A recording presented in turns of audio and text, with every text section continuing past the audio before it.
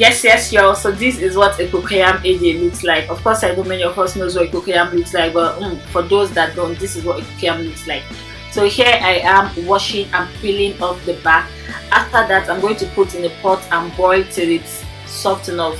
I'm just going to boil without adding anything, no salt, nothing, just like that. I'll boil it till it's soft enough to work with. So whether you're blending or you're grinding, you need it to be soft enough to do either of that. And here I have my seasoning cubes, yellow pepper and crayfish. Yellow pepper is like my go-to pepper for any soup. It gives me that taste red pepper will not. And here I have the oha leaves all plucked.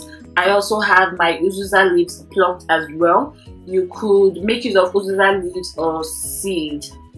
You get it, it just gives it this taste. For me, I like the taste, y'all. So here are the uziza leaves plucked as well. So I'm just going to add them together and sear them up, because there's this meat or fat, well, whichever. There's this story that you don't cut oha leaves with knife, because if you do so, it turns black in pot of soup. So since I am tearing up the oha leaves, I'm doing the same to the uziza leaves as well. So I'm just going to tear up, wash and set aside. That's like the whole idea of this. Not the whole idea, that's like how we get everything done.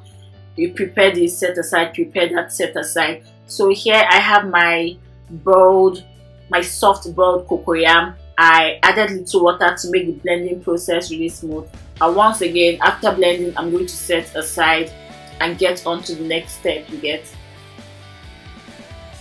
So here is the ogiri. It usually comes wrapped in a thick paper with rubber band and plenty leaves. Like, I'm literally going to be searching for that one leaf that has the ogiri in it. It's wrapped this way because of its funny, funky smell.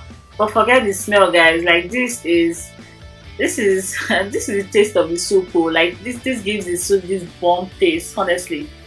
So this is how it looks, black, and this is how it comes. Here I am boiling my stockfish. I forgot to boil the stockfish with the towel roundabout, basically the intestine I'm using to prepare the soup. So I'm just going to boil the stockfish a little and then set aside together.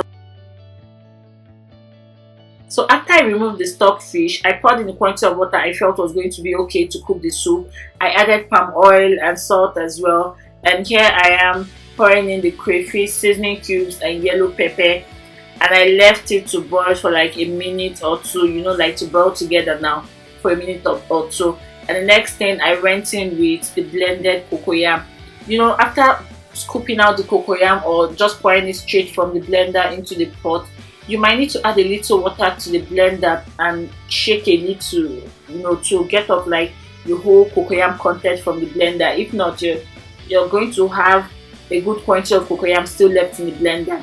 And after this, I covered the pot as well to let the cocoyam boil and prevent lumping. The next thing I did was I scooped a spoon of soup to use in melting the ogiri. You don't just put the ogiri in the pot of soup, if not it could get lost in the pot of soup. So I used it in melting, dissolving the ogiri and poured back into the pot of soup. Now coming to the end, I poured in my washed oha and uziza leaves, and after I poured everything in, I let to boil for like a minute. But this time around, I didn't cover the pot because you don't want your vegetables to overcook. And then the last thing I did was pour in my protein. I used stockfish, towel, roundabout, liver, pomo, and all of that.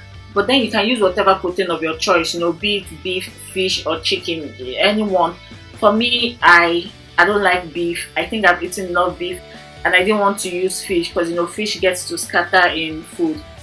So here is it, guys. This is how to make oha soup. I hope you get to try this, and please let me know your outcome. Let me know how the soup tasted and all of that. And if you found this video useful, if you found this tutorial helpful and all of that, please give this video a thumbs up, share to someone else if you might find this helpful as well, and subscribe to my channel, so you don't miss out on other tutorials, DIYs I will be putting up. Whew. Till my next video, guys, stay blessed, stay out of trouble, and I love you all. Bye bye.